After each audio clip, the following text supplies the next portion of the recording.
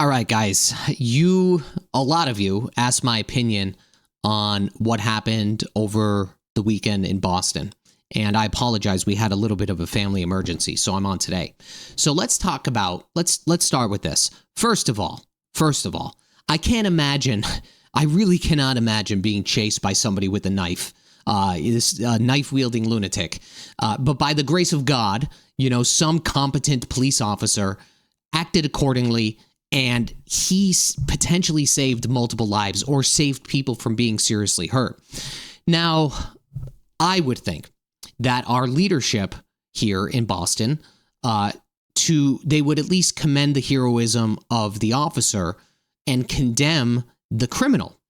But instead, our mayor, Boston's mayor, Michelle Wu, our Suffolk District Attorney, Kevin Hayden, and the Boston Police Commissioner, Michael Cox, they chose to offer their condolences to the family of the man with a knife. And I know a lot of people are outraged about this. And I said this on Twitter, X, whatever you want to call it, but I think to some extent they're trading competence for compassion. And I want to explain a little bit about why I think that they are taking this stance, because this encompasses, this is their stance on a lot of things. And I've been doing a lot of thinking. So these people, they keep on doubling down because they are stuck in some levels of a ideological feedback loop.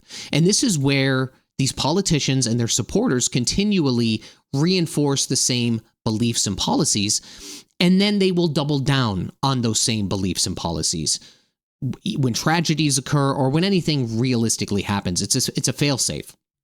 And they do this because anything else would otherwise, I think, to some extent in their minds, be considered losing.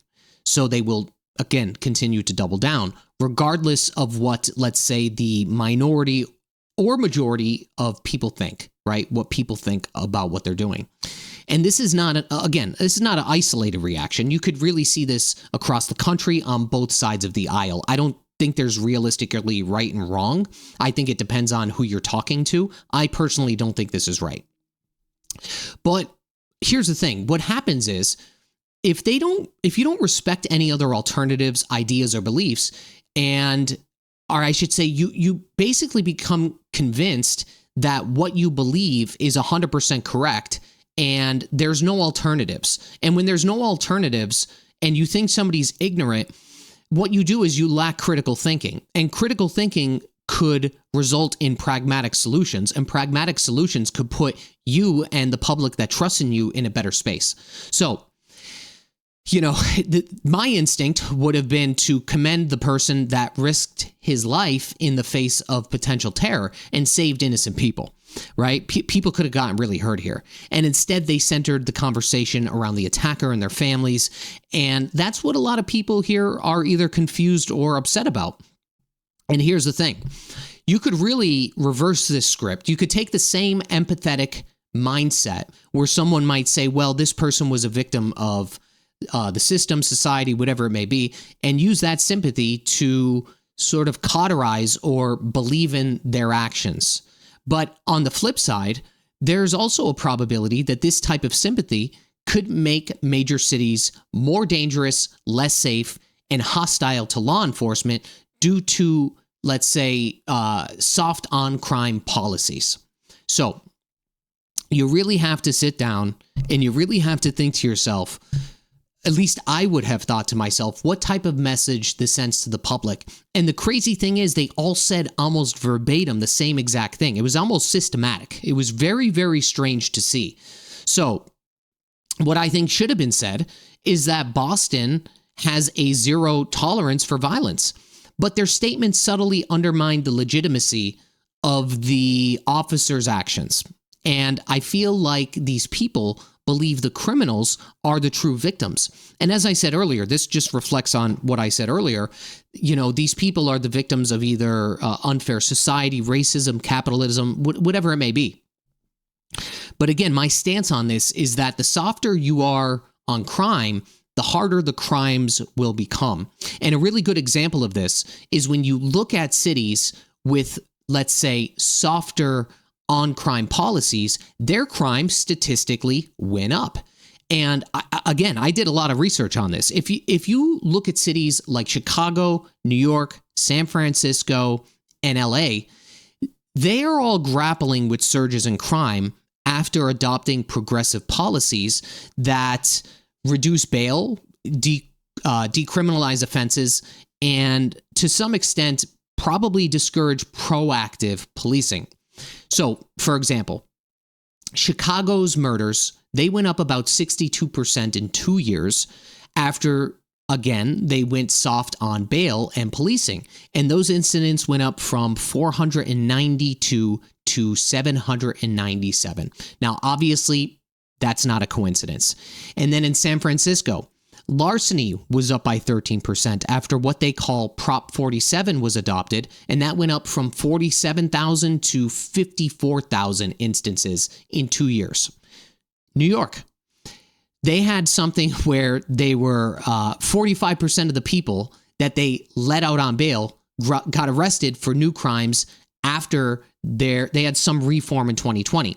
So it's almost like a revolving door there. It's just actions just keep on happening, right? So the other thing was LA, I believe LA slashed, this is where the defund the police was going on too. They slashed their policing budgets by about 150 million during that movement. And guess what happened? Murder spiked to 37% in 2 years from 257 to 352.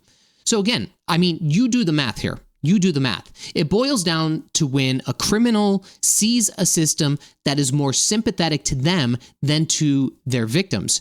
If there is no, or even, let's say, less consequences, these actions could repeat themselves. And this is a perfect example of that. It's a perfect example of that based on those other cities. And, you know, I really think Boston deserves stronger, balanced leadership. And that's my opinion on the whole thing.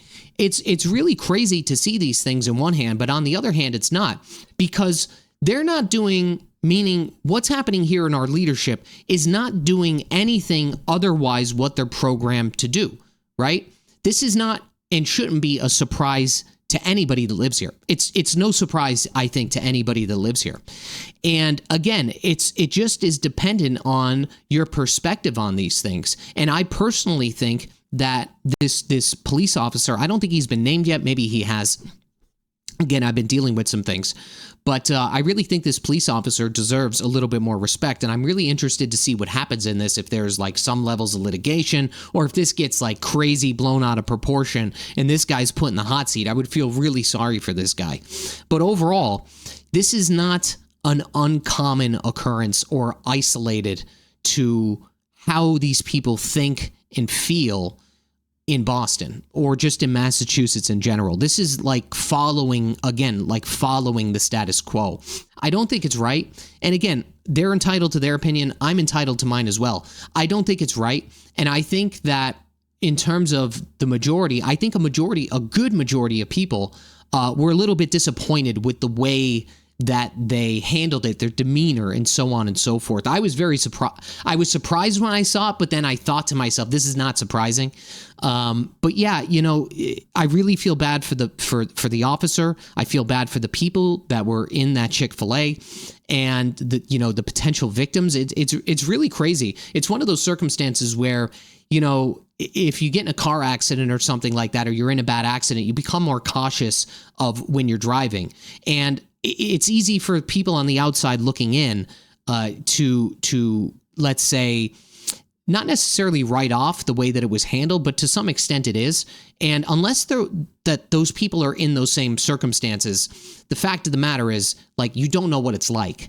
And I try to look at this from both sides of the spectrum here. And again, I just don't agree with it. And she even got back on and said something else. I don't know, guys. It's just the same. It's just the same stuff. We are expecting the same things here, and we are getting the same things here. So that's it for today's video. That is my perspective. A lot of you asked me for it. That's it, guys. Okay. See you on the next one. Bye-bye.